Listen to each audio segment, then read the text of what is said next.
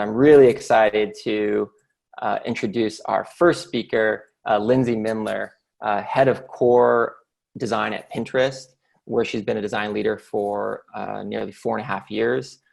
Previously, she was the head of design at Remind, an amazing ed tech company. And she also has experience at companies like Mode and Autopod. She's also alumna of the Rochester Institute of Technology. Again, if you have any questions during Lindsay's presentation, please submit them again in the Q&A box that you'll see, and we'll do our best to field them. So I know you can't hear the big crowd in the room, hundreds of people, but let's give a big round of applause for Lindsay. Yeah, come on up. Hi, everyone. Thanks, Enrique. I'm excited to be here and to talk to other human beings. It's really important. So I wanted to talk to you about how Pinterest expanded support for SMBs. Let me just go ahead and share my screen. Hopefully I do that correctly. Okay. I don't know how to get rid of this top thing, so we're just going to deal with it. So I'm going to talk to you about how we expanded support for business at Pinterest. Before we do that, I wanted to give a little background of how I got into design. So I was actually a barista in high school, and this was really my first design job, though. On top of taking in a lot of coffee and learning about a lot of how to brew coffee and all of those really exciting things, it was the first time I designed a product. And this was a great case where I was able to help their business grow by designing a product, which in design school or on your own, sometimes it's harder to get to those like real life use cases.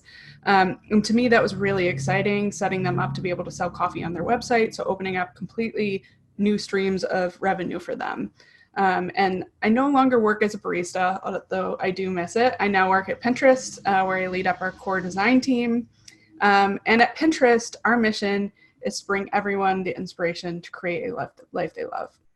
And when people think about Pinterest, this is typically what they think about.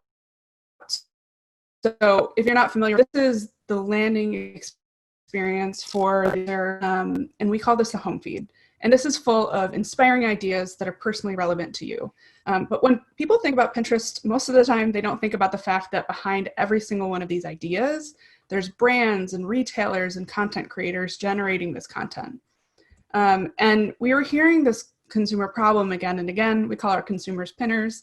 And it was, I'm seeing the same content and brands over and over again on my home feed. And we really wanted to tackle this.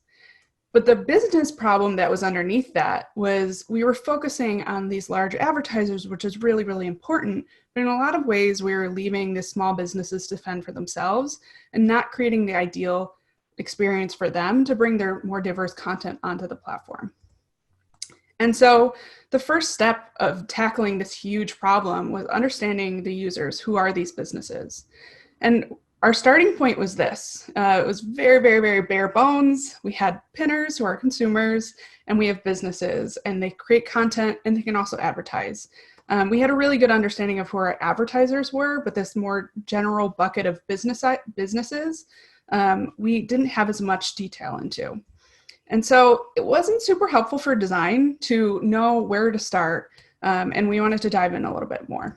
So going from kind of broad to narrow, the starting point was sales. We worked really closely with our product management team and our sales team to start with the segmentation there. They were really the experts and far ahead of product in many ways, where they had teams supporting our SMBs already and really understand what is the segments within the small market. The next was working with data science and really digging into each one of these segments that we were getting from sales to understand their action patterns within the product and understanding these drop-off areas to start to pull apart maybe there's some issues there.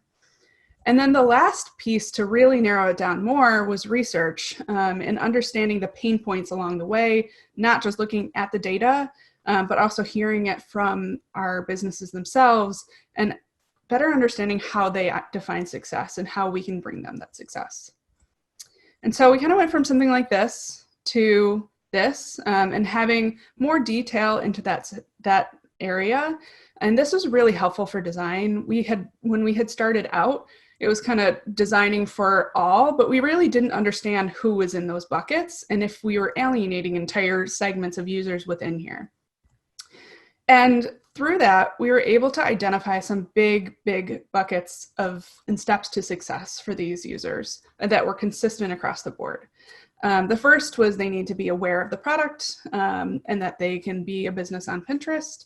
They need to comprehend what the product is. They need to be able to create presence and content, and then they need to be able to see value from that presence and content.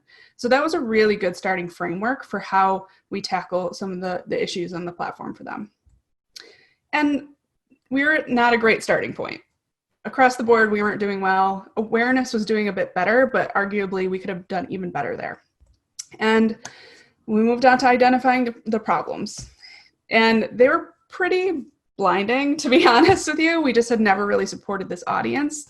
The onboarding experience was built off of our consumer onboarding experience, and it was leading to lower activation rates and just a lot of extra steps and heaviness within the process. And so this is what it looked like. You had a sign up as a business, you went through this consumer and business onboarding, and then you landed into the consumer landing experience as well, which looked like this, which great for a consumer, really inspiring, but not super actionable for a business of what they should do next and how are they to be successful. The second was the core business experience, once you did get into it, was really built for sophisticated advertisers and account managers. And some small businesses are very sophisticated, but there's a large portion that aren't. And so when they see views like this, it's very overwhelming to them. This is really powerful for a larger advertiser or more sophisticated advertiser, but this is not, smaller businesses sometimes do not need all the bells and whistles here. And it was really unclear what each space was for and where to go for what. And a great example was our business profile at the time. It had a lot of different options of what you could do. This is you viewing it as a business. And it was really unclear what I should be doing next. A lot of businesses were also going here because they just didn't know where to go. And this was a familiar space. And then we were kind of leaving them hanging. Needless to say, they were very lost. So we wanted to quickly set a vision and make it a reality as fast as possible. And I want to walk you through how we did that. And the first was establishing this new journey. And this is one of those times where the most obvious choice is the right one. Instead of having this combined kind of hybrid onboarding experience, having a dedicated business onboarding experience, and then a business landing experience. The goal with the business landing is whatever segment they are and wherever they are in their journey, we can then point them in the right direction at the right time. And this is always that space that they can go back to really set their business up for success, not just manage their presence. And our approach with this is we firmly believe at Pinterest that in order to make our businesses successful on the platform, first we need to make consumers successful. And so we took a two-pronged approach here. One was to look at more of the business experience and how they were working with the platform, and look at the consumer experience and how they were interacting with these businesses. And the two case studies I want to run through real quick are our business onboarding and our business profile. In our business onboarding, we had a really high completion rate. We were hearing this a lot from product managers, engineers, cross-functionally, people were just not super into touching it because it had such a high completion rate. And the design lead on the team, a wonderful woman, was like, I just don't believe that. And why, you might ask, she did not believe that. This is what the onboarding experience was. It was up to 15 steps, really heavy actions. And if you'll notice, there's a lot of skipping steps, which is lost opportunities. We don't gather as much information from the business to help set them up for success later down the line. And so she really wanted to reduce it down to the most essential steps with no skipping as much as possible and be able to get the most essential info from them to better set them up. And since cross-functionally, everyone kind of looked at it and was like, it's a really high completion rate. Why would we focus there? It wasn't on the roadmap, but the designers on the team felt like it was super important that we focus on this now. because just qualitatively looking at that, we knew there was an issue there. And so what we did was take a quarter of the designer's time any given week, and we're focusing on this vision over the course of a couple months. And where that got us to was this very, very consolidated down onboarding experience that actually only is now 5 steps once you go through it. And that got people really inspired. People saw it and were just like, yes, this is so much better. And what ended up happening is it inspired people. One tech lead on the team wanted to dig into it more because now he didn't believe the data either, and turned out there was a logging issue. And the completion rate was actually much lower than what we thought it was, which was an amazing find and a great way that design pushed for something, and a great discovery to have. And I want to just share where we got our reality to. This actually shipped yesterday, I believe. And I actually think it's better than where we started with the vision, really simplifying things down, helping set their profile up immediately to set their presence, bringing their content immediately, understanding who they are, getting more of their products onto the platform, understanding if they want to advertise, and landing on our business landing experience, which this is the MVP version of. So really excited of what we were able to do there in such limited time. And the impact that it brought, overall, the user experience and onboarding is far beyond what it was previously and takes a fraction of the time to get through. The big piece, though, is that we also gathered better signal to give them guidance on how to be successful down the line, since there's less skipping throughout the process. And then from the consumer side, business profile. So this is a huge way of how businesses are successful on Pinterest and how consumers interact with businesses. And we wanted to create this space for businesses to showcase their brand and the most important content, and also to ensure mutual success for businesses and consumers. And the approach here was a little bit more of a straightforward design process, I would say, where we started with our research and data, we did a vision sprint, did more research, and then really executed on that. And before that, just as a reminder, this is what it looked like. This is a lot going on. This is more of a consumer view of a business where they have a featured section. But if you'll notice, there's 10 tabs there, which as any designer, please just don't put 10 tabs on things. But this is something that just got bloated over time. And it's not consistent for the user of boards versus formats like a story pin and products and followers. So it was losing a lot of its value. And I don't think the tab format was the issue. It was more of just like the vast amount of options in there. Users did not like it either, unsurprisingly. When we actually looked at the data, 97% around that stayed in the overview page, 2% went to boards, and then everything else was less than 1%. So it was really clear in the data that this was not working as a navigation function. And on the business side, we were hearing that there's a lot going on and they can't really control any of it, which as a business who's trying to represent their brand, that can be very frustrating. So the vision they set out, it was more based in a story. And so it would go something like this. This is Bree. She lives in San Francisco, as I do. And she used to be traveling the world and is now, like many of us, or all of us, hopefully, stuck at home and looking to potentially redo her space because it's not super inspiring to her right now.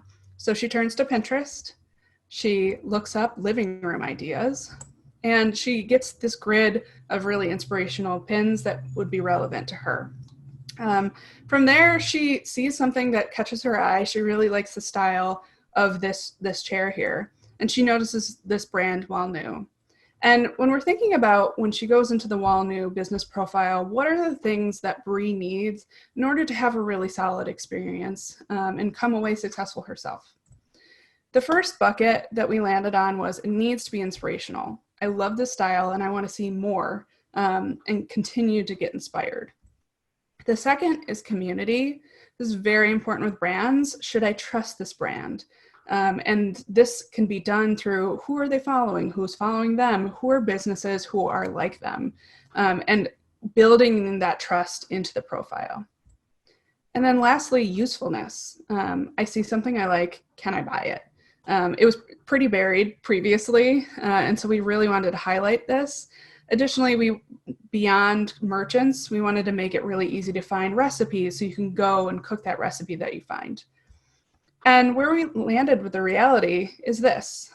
So this is Walnew's new business profile. This is our MVP that we actually shipped back in October. But you'll notice something here. There's only 3 tabs, which is amazing. We were able to narrow it down, but also really important for the user to not be overwhelmed and know where to go for what. And be able to bring in these really rich brand images at the top through video and add in more of those trust pieces like verified merchants. And there's activity in here where they can really feature the content they want. You can see the latest from that brand as well, organized in the way that they want to organize it. And then the community tab is that space you can see who's following them, who are they following, and who are those brands that are similar. And then the last thing is shop. And so this is a completely new piece that we brought over. They can now organize boards as well here to really customize their shop and what it looks like. So it's as close as possible to what they have on their website, if they do have one, and bringing those products right in line. Additionally, with the ability to just filter down to get to what they want quickly. And as far as impact goes, overall, it was a better experience for the consumer to understand what the brand represents, to get inspired and get what they want more quickly. There was an increase in product purchases and business followers, which was also really exciting.